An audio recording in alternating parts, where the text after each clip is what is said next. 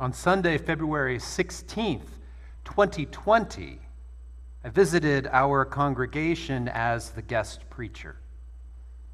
You all, at that time, were between locations, meeting at 1 p.m. over at beautiful Savor Lutheran Church, just not 5 minutes away from here. And my topic of that day was living in the future today. We looked back at blockbuster movies of the 1980s with their dystopian visions of the future just to recognize how capable we are for far more hopeful futures today.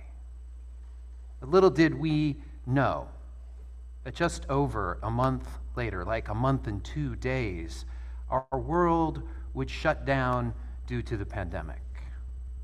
There was nothing predictive on that Sunday afternoon, nothing of the painful future we were about to enter, and yet there were some words from Walida Amrisha which were prophetic. In her introduction to Octavia's Brood, Science Fiction Stories for Social Justice Movements, Miss Amrisha, a writer, activist, and spoken word artist, tells us, whenever we try to envision a world without war, without violence, without prisons, without capitalism, we are engaging in speculative fiction. Far from any big budget movie or even just a public published pulp paperback. When we imagine a story of hope for new and freer worlds, we're engaged in the future. All organizing is science fiction, she concludes. Organizers and activists dedicate their lives to creating and envisioning another world, or many other worlds. Imagine that. Not knowing our present story or all that we could have passed through to arrive here today, she reaches out from the past, calls upon our knowledge and our wonder and our sense of belonging, the gifts of our humanity, and then invites us to imagine, to boldly go into a future of joy and of justice. And all we need to do is open our minds and our hearts and our spirits to make it so. Well, welcome to this day, August 24th, 2025. Welcome to this place, Mountain Vista Unitarian Universalist.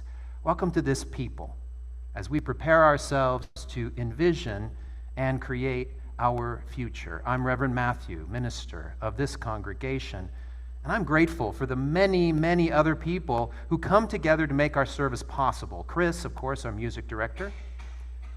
Summer, our pastoral associate today. Joel, our song leader. Michelle, with us from pastoral care. And behind the scenes, our audiovisual squad, Magnus and Robin and Ann and Lee. Of course, our greeters who met you. Some even walked out into the hot summer sun to greet you as you walked up. Others met you inside. And then our hospitality, who makes sure that we have a place to go following the service for our fellowship. Thank you. And of course, thank you to all of you members and children and friends and guests of Mountain Vista, because this wouldn't be possible without you either. All of us come together to make our Sunday worship, both here in person, streaming on Zoom, or even later watching our recording. So let's take one moment, and when the camera spans to you, wave as we welcome one another.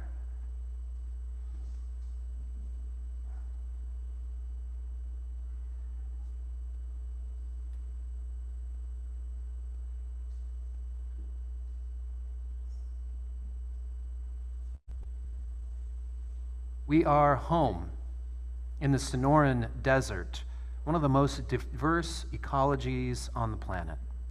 This is a place that had gathered many peoples, from indigenous peoples, the Pasquayatki or the Thana Otham, who have been here for millennia, or the 250 years of migrants just celebrated in Tucson yesterday, those who have come here seeking to build a home. Now, we Unitarian Universalists are people of covenant, meaning that we will not tell you what you should believe. We find joy in our differences. And we hold that our relationships, our connections, and our dependence upon one another is sacred. With love as our guide, we covenant. And that begins to name our aspirations here, and then moves us to seek deeper relationships with all of the people here in Sonora. And so we are currently reaching out to the leaders of the Thana Otham Nation to honor their sovereign history on this land and to seek to establish a new relationship and build a future together.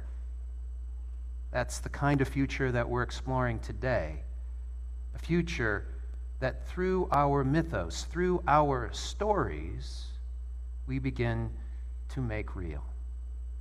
As Walida Imarisha says, we really have to root deeply and then spread out as far as the stars to really dream of liberation. Because we know from the past we will build a future into existence, and so it's incumbent upon us to create as much of the future now as we can. And so it is good that we have come, each with our own stories and our own beliefs, but let us now begin to imagine our common future and then begin it together.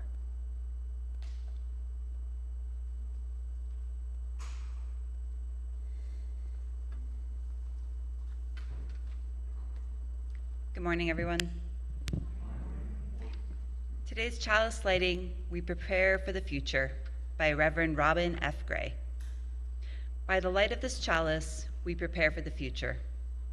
We prepare ourselves for the times of triumph and times of trial that might come. We prepare ourselves to be present to one another with loving hearts, even in the most difficult of times. We prepare ourselves to make the connections that will lift us out of isolation and prepare the path of justice and equality. Thank you.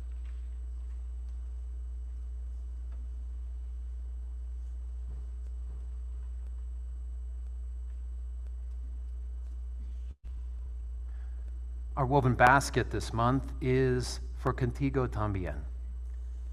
It's the recipient of our gratitude for this immigration ministry of our congregation, our grateful generosity offered through the month of August. And Contigo Tambien is a joy. Too often today, immigration is held only as its painful reality, and I don't deny that it is. But if that's all it is, if that's all the story of immigration is today, then we miss out on the joy, the pure joy of this ministry that does propel and carry us to justice. Contigo Tambien is smiles and laughter. It's birthdays and anniversaries. It's 2 weddings that we have celebrated with immigrants. And the most beloved joy of all, it is a University of Arizona baseball game. Now, that joy of that baseball game is not mine to tell. If you want to know what it was, then go ask somebody from Contigo Tambien. And Mary is smiling at me because she's got a good story. If you do, you'll instantly witness and share in joy that has nothing to do with who won or even who was playing. Contigo Tambien is joy. It's the joy of connection, building bridges with smiles and laughter across divisions and cultures and languages, across our isolation, so that all of us are changed. So all this month, we will support and have been supporting their ministry with a collection taken in our woven basket. The woven basket tradition is long in our congregation, and it supports the work of a group or an agency that shares our values, brings them to life here where we live. The basket sits outside these doors next to the wooden bowl, and the bowl is for the gifts to our congregation, for the sustained work and ministry that we do also here in our local community. Both of those are just outside those doors. They're just waiting for you until after the service, for you to come and to share what you can. All that you give in the bowl, in the basket of your time and your talent to our congregation and the service of our faith will be gratefully accepted. Thank you for all that you give.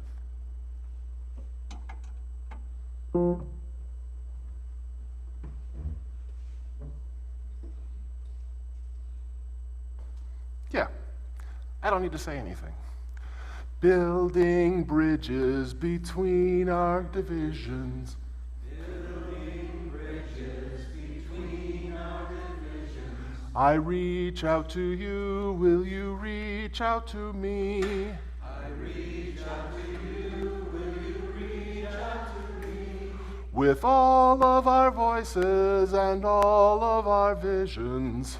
With all of our voices and all of our visions. Friends, we could make such sweet harmony.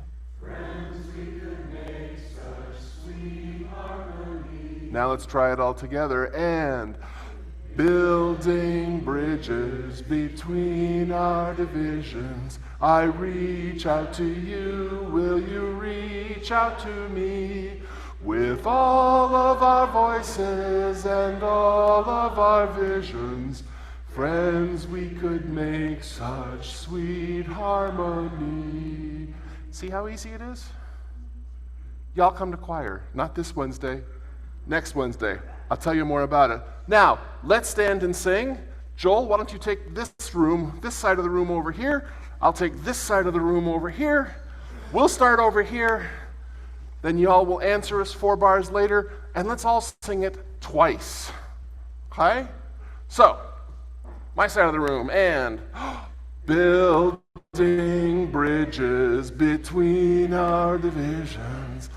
Reach out to you, will you reach out to me? With all of our voices and all of our visions, friends, we could make such sweet harmony. Build bridges between our divisions. I reach out to you, will you reach out to me? With all of our voices and all of our visions, friends, we could make such sweet harmony. Friends, we could make such sweet harmony. See you Wednesday.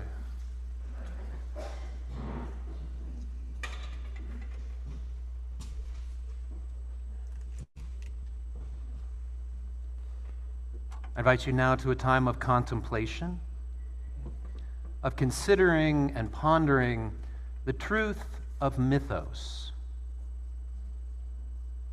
The truth of our mythos, our legends and our histories, our realities and our speculations, our personal stories and narratives is this: they bridge our divisions.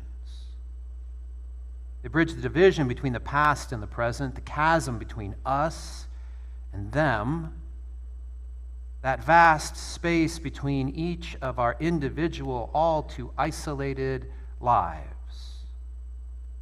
All of it's crossed with story.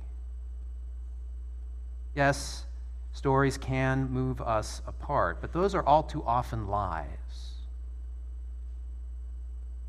Lies that our differences are greater than our unity.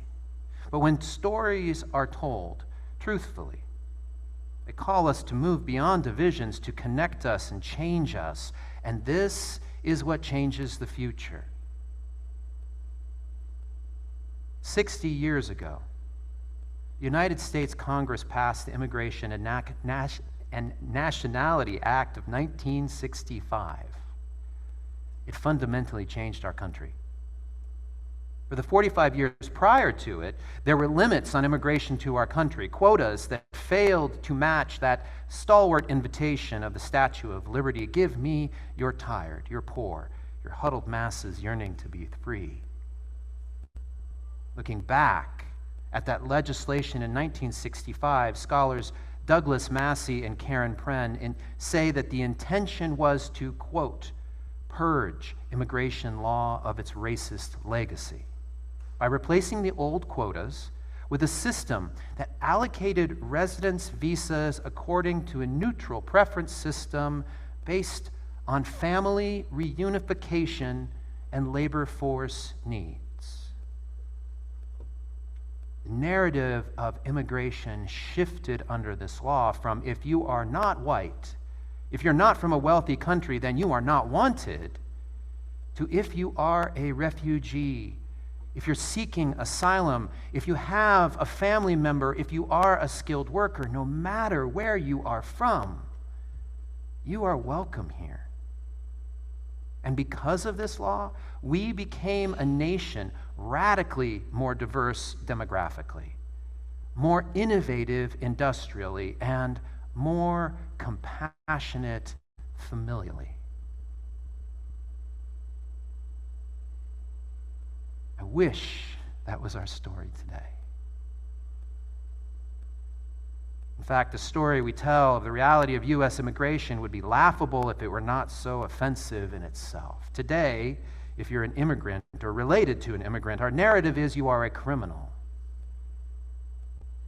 And we have masked thugs on the streets detaining and deporting people without due process of our laws.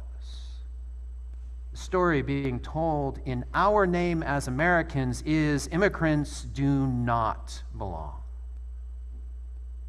And this story, inside of it, tells of the frightening distance between us that has become so great that absurd narratives of immigrants stealing and eating pets is given serious consideration over the reality of inhumane conditions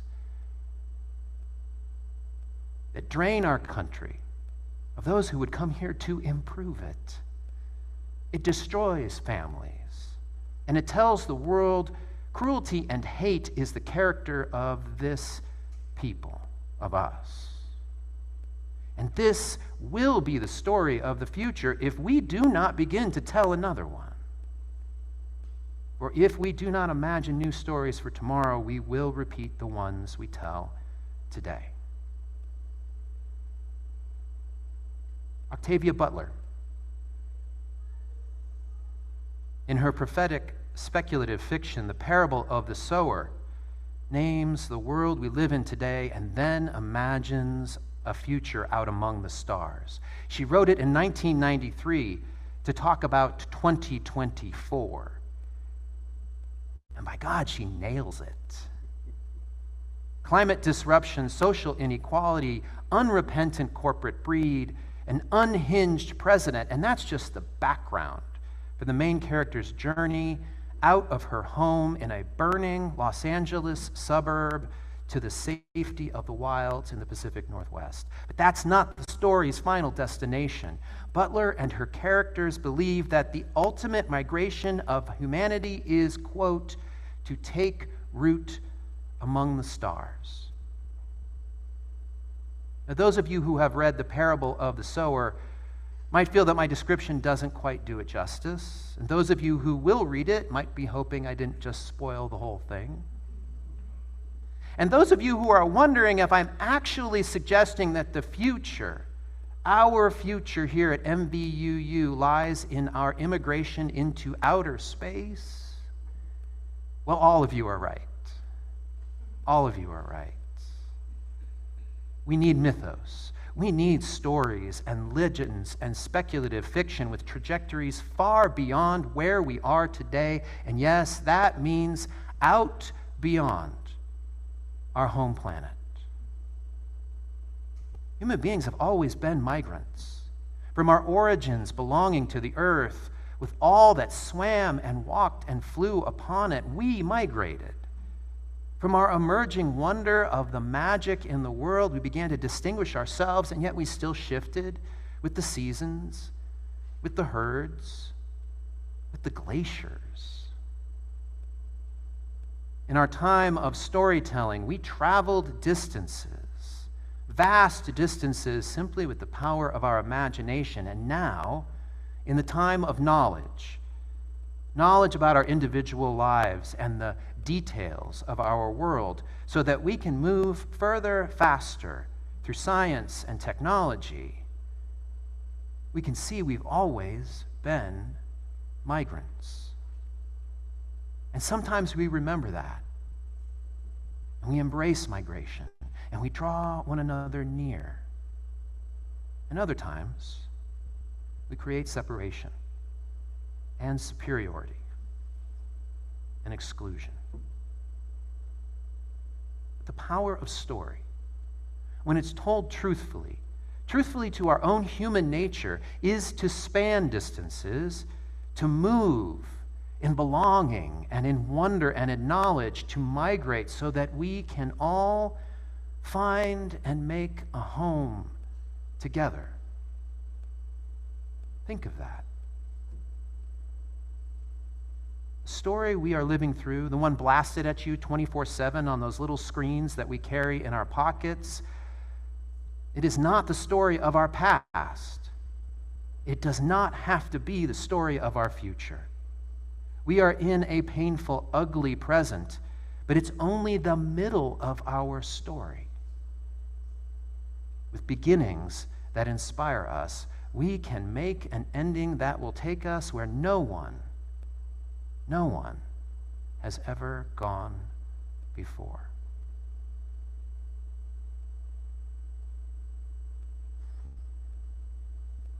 I invite you now to a time of meditation, of breath, and of rest, of memory, and imagination. Breathe and just rest. Here in your dignity, in our community, held within our ancestry.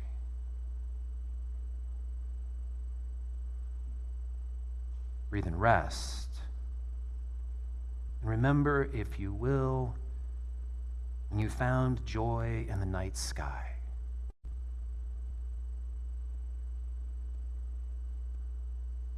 Perhaps it was a twilight after sunset, a time of wonder, as the first star appeared, starlight, star bright, first star I see tonight. Perhaps you recall joy in the dark of night, gazing into the magnificent field of stars as if you could fall into them. Knowing that we are the stuff of stars, the very elements of our bodies built from them.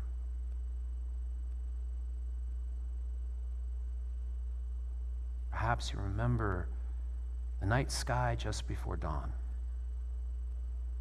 the joy of stars dwindling, disappearing,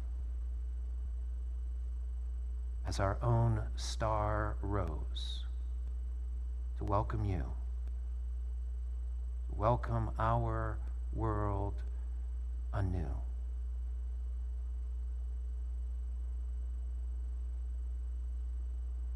Remember, if you will, the joy in the night sky,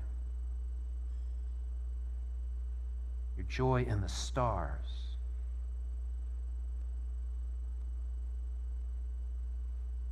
your joy of wonder and knowledge and belonging. And then, if you will, cast it into our future. Because there is a story waiting for us to imagine it. A story waiting up for us to share it with one another. A story waiting to come alive.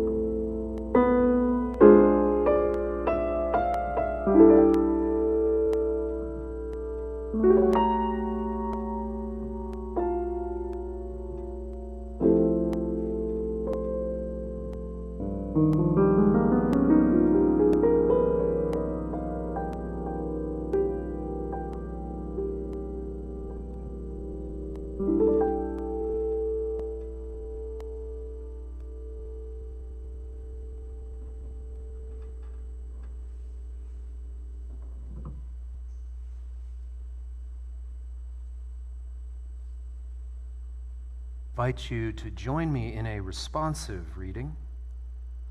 I'll read the part in the top left, and you all join your voices in the bottom right. Let's begin. You are me. And I am you. You cultivate the flower in yourself so that I will be beautiful.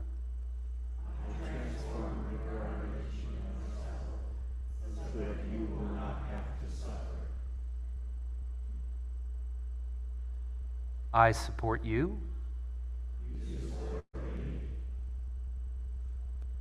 I am in this world to offer you peace. You are in this world to bring me joy. Isn't it obvious that we enter our?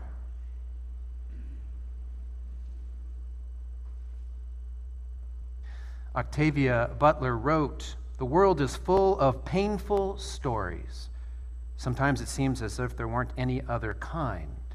And yet, I find myself thinking how beautiful the glint of water was through the trees." We come each Sunday gathering our stories. We come with stories of sorrow, of people across the planet who suffer, as we do. And yet we also come with that glint of joy through it all. And then we pour out water, gathered from earth and sky and sea. This is our congregation. and we take up stones, some for tears of sorrow, and others for the laughter of joy. And when invited to, we share joys and sorrows with our voice. Welcome, everybody. This is on. Yeah. I am here today for Sally, who is not here. A little bit of a sorrow. She was hospitalized because her red blood cell count was down, and they did testing. They have not been able to find anything, which is good. She's now back home, and they're going to do further testing, but just hold her in your hearts. And last week we had the children here to have them see our Joys and Sorrows ceremony, and two of those children celebrated birthdays this week. Addie's birthday is today, and Lucas's birthday was last Wednesday, and that certainly is a joy, and it's amazing how they get older and we don't. Thank you. This is our ceremony of wonder and knowledge and belonging. It is our way to show we inter-are. Leading us in our interrelations is our pastoral care committee. Together we listen, offer our time and talent, and then turn and lead our congregation into celebration and comfort of one another. And all of this changes us. That within our relationships, which we hold sacred, we welcome all the joys and the sorrows, and it changes us, which is good. Because in this way, we live out our mission to engage, love, and transform. May it be now and in all of our days to come.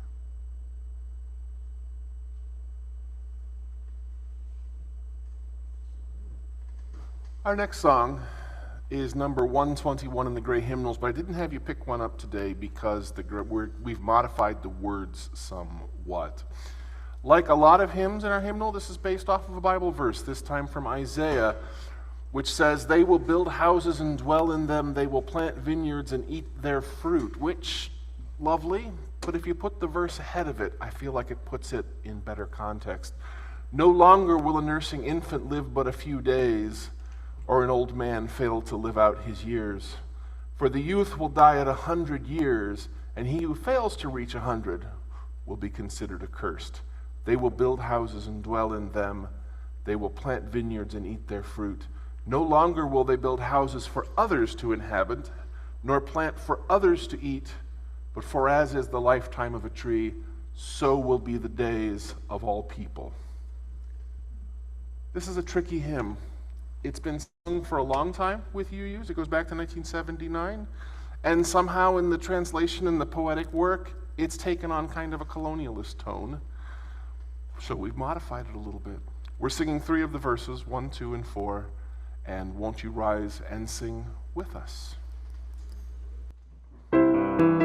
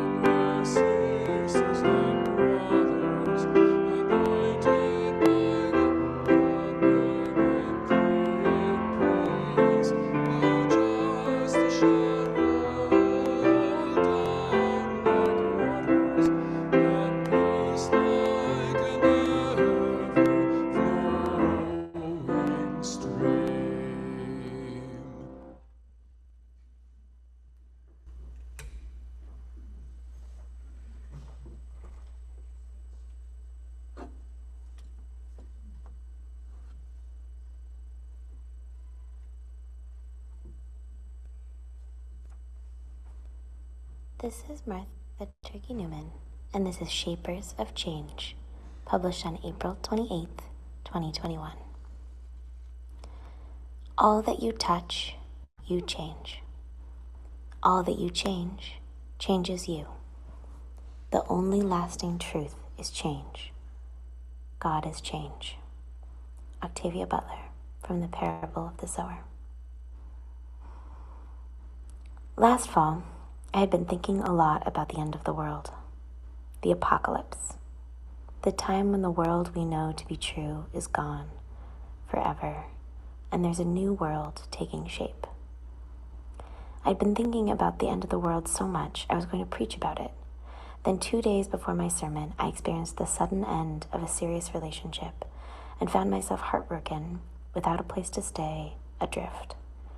I woke at a friend's house and shakily gave my sermon, feeling like my world had just ended. Octavia Butler's Parable of the Sower came into my life at this time, exactly when I needed it. I didn't know the times of change I was in for, or how much I would come to need these words. I woke up every morning for months and read these words like a mantra. All that you touch, you change. All that you change, changes you. The only lasting truth is change. God is change. Everything about my personal world and the world around me changed in the span of a week. Then the pandemic hit, and the world changed again and again. So many things ended. So many new things began. We're learning to live on shifting grounds. How long will this last? What will life look like on the other side? What will normal become? Will my country find courage to protect its people? How many of us will die? Despite it all, God is change. And despite how painful, this change is holy. As I repeat these words to myself, grounding myself in the divinity of this only lasting truth, more of Octavia's words come to me. God exists to be shaped, and I begin to work to shape this change, reckoning with the knowledge that it is holy because it is mine to make. I am no longer a victim of change. I am creating shifting grounds. I am shaping the world that is to come, shaping God. A prayer. Change that is God, God that is change. Bring us resilience for journeying across shifting grounds, wisdom for navigating the apocalypses of our lives, and courage to shape change, shape God, and create the world we must build together.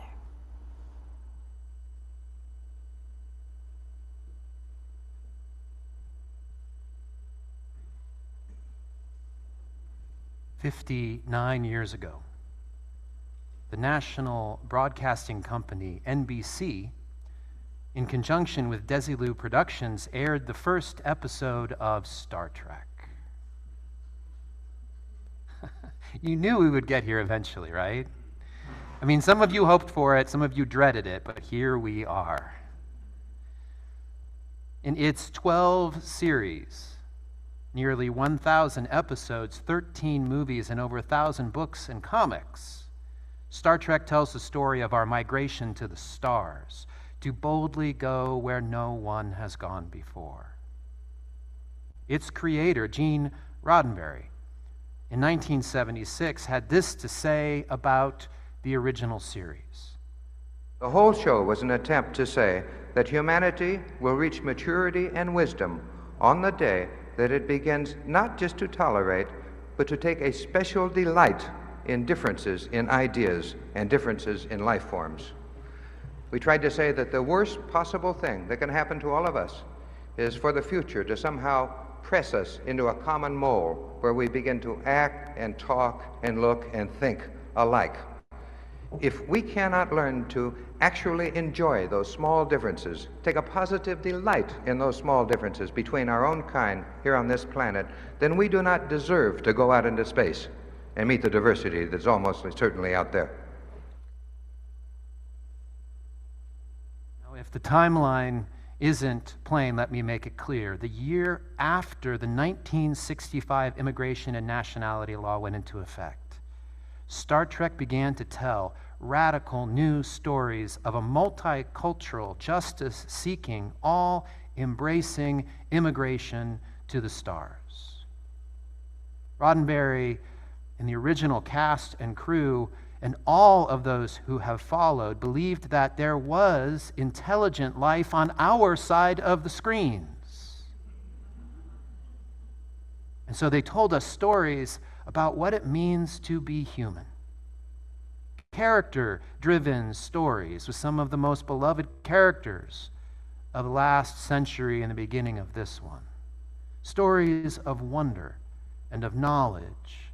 Stories of belonging out among the stars. And no matter the reality that we experience today, these stories cannot be taken away from us. They're much too globally beloved to disappear. The starship is out of the bottle, and it's warping at full speed to direct us out of this present and begin to imagine our future. Now, I'm not suggesting that anyone here should become a Trekkie or a Trekker if you already are not, any more than you should become a theist or an agnostic or an atheist if you already are not. What I'm saying is that we're storytellers.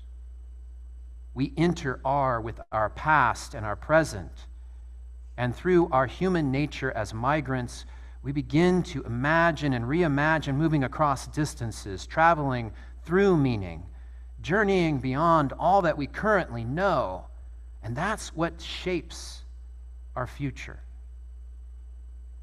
Roddenberry once reflected, "I do not belong to any church, but I do consider myself a religious man, part of the creative and intelligence behind life. Therefore, if we are a part of God, then our lives are not brief, meaningless things, but rather we have great importance and significance." You have great importance and significance. And if the stories that are coming across your news feeds tell you that you are small, that you don't matter, that you aren't dignified and human, don't believe them. You are a part of an ancestry of wonder and knowledge and belonging. You are a part of the universe, part of love, part of God. And our story is one of celebrating differences. Our story is finding delight in each other, and then allowing ourselves to be changed by them. Or to paraphrase Octavia Butler, all that we touch is we change. All that we change changes us. We are the shapers of change. We are the shapers of change, not someone else. We are the shapers of change. Indeed, let us begin to shape that change, not looking away from today, but joyfully going where we have never gone before.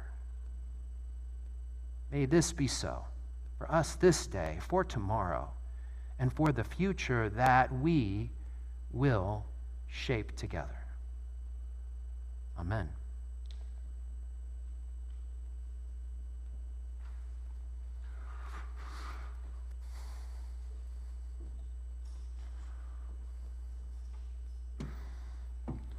Inherent in all of Gene Roddenberry's thinking is his desire that we find a way to join him among the stars. And so what else could we possibly sing? Number 1018 in our teal hymnal, "Come and go with me, Won't you come and rise with me? Okay, I have to sit down, but sing with us.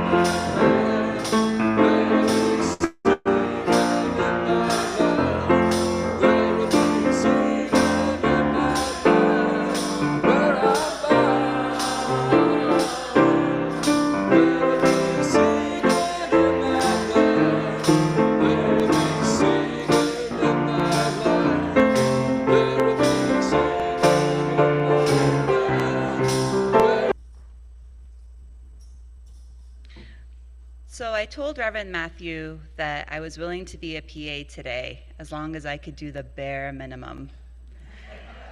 As you can imagine, after 2 birthdays this week, I am exhausted. However, I am going to say something. And so, Parable of the Sower was actually one of those pivotal books in my life. It's a book that I've loaned out and replaced, and loaned out and replaced, and loaned out. Not replaced yet. And so, initially as a teen, it resonated primarily because of its coming of age story. It's one of those books that gave words to my internal thoughts and feelings, and so it really helped me identify for myself, going to childhood development, Erickson would call the who am I stage. Who do I want to be? So it helped me identify my values and beliefs. And then later on, so it's one of those books that at one stage it offers something, and at a different stage it offers something else. And later on, the words, "the only lasting truth is change," really helped me understand the idea of attachment and how attached we get to things and how they are and how much we resist when change, even if it could be positive change, we struggle against. And so in systems theory, one of the things that I talk about with folks, whether individuals or couples or families or my friends and family, is this idea of systems resist change very naturally. It's a protective factor. But we have to look at where's the point where we are protecting ourselves against the thing that will ultimately help us. And so that's all I got so far right now in this book for you. However, I do encourage reading it. It's a beautiful book, and it really does resonate. The only lasting truth is change. So transforming the future. The future is. It is happening. We want to keep you informed about the many opportunities for you to get involved in transformative moments and transforming actions, such as RE and the Humane Society. Last Easter in RE, the kids were asked, how would you like to help out in our community? And the answer was a resounding "with our pets." And so Ari has decided to partner again with our friends at the Humane Society of Southern Arizona, and we'll be collecting donations for them for the month of September. You'll find a full list of items needed in our newsletter, flyers in the Oasis, or you can stop by in the Ari room. Some of those items can be found around our house, like toilet or paper towel rolls, old towels, newspapers, and some of these can be found at grocery stores, like hot dogs, baby wipes, paper towels, disinfectant wipes, and many other things. All donations will be collected here at MVUU and will be taken to the Humane Society. I believe there's a box under the table in the foyer. In addition to the donations, we will also be helping to pack food for their pet food pantry program in October. And so we hope you will consider joining our pets in need by donating and joining us for our service project. Showing Up Safer with Ray Strozo. So on Saturday, September 27th at 2 p.m. in person and online, we are bringing the workshop Showing Up Safer here to MVUU and our broader community. Led by Ray Strozo, a local activist and artist, this 2-hour workshop will offer insight into the risk assessment necessary to bring more safety with you when you join a rally, protest, parade, or march. This is part of our ongoing series, Safer Together, funded by a grant from the UA funding panel. Safer Together connects people of different faiths and backgrounds to learn to bring increased physical, social, and digital safety together. MVU Grief Group. After our service in the early afternoon on Sundays, our MVU Grief Group meets. Terry Pavlovsky and Ann Bowling facilitate each session, inviting all who come to speak and listen. Climb the stairs or ride our lift chair to the loft on our second floor after you meet and greet one another during fellowship. And for the next announcement. Well, you knew it was coming. If you like to sing at all, if you enjoy music at all, will you please come and give choir a try? Wednesday evening, starting next week, not this coming week, but the following week after Labor Day, Wednesday evening, 6:30 to 7:30, right here. And I know some of you are thinking, but I've never sung in a choir. That's okay. We gladly take first-timers. If you've never sung in a choir, come a little early. I'll put you through a very quick and painless voice check, and we'll figure out where you should be sitting and who you should be sitting with. And one of the great secrets of choir that anybody who's in choir will tell you, the more people we have in choir, the easier it is. Because you have the notes that you don't have, but you have notes that you don't have, and the part that you sing helps you out, and you sing over here where they can't, and so forth and so on around the room. Choir works because we come together and we sing together. I've got so much fun stuff planned this year. I've got a holiday program all about holiday food lined up. We've got a whole lot of other fun stuff planned out, including a whole Sunday about Dolly Parton. So that's going to be a lot of fun. Start in September, Wednesday evenings, 6:30 to 7:30, right here. If you've never sung before, come a little early. I'm usually here at least 20 minutes before, and I'll put you through a quick and painless and easy voice check, and we'll have you join us. Wouldn't it be wonderful if we had to put the congregation up in this small space up here, and everyone who was singing was out here? Wouldn't that be great? I would love that. We'll see you on Wednesday in about 10 days.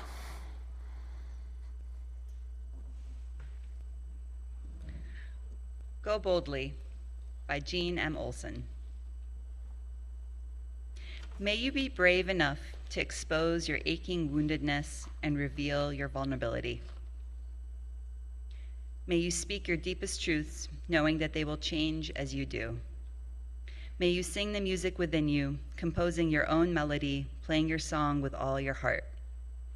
May you draw, paint, sculpt, and sew, showing the world your vision. May you write letters, poetry, biography, slogans, graffiti, the great novel, laying bare your words to love and hate. May you love even though your heart breaks again and again. And until the end of your days, may your life be filled with possibilities and courage. Blessed be. And may you go forth with the Vulcan blessing from Star Trek. So take a moment, join us. Some people need, Leonard Nimoy, who brought this to Star Trek from his Orthodox Jewish tradition, couldn't do this on his own. He had to hide it and bring it out. Go forth, live long, and prosper. With peace and long life. Amen. Amen.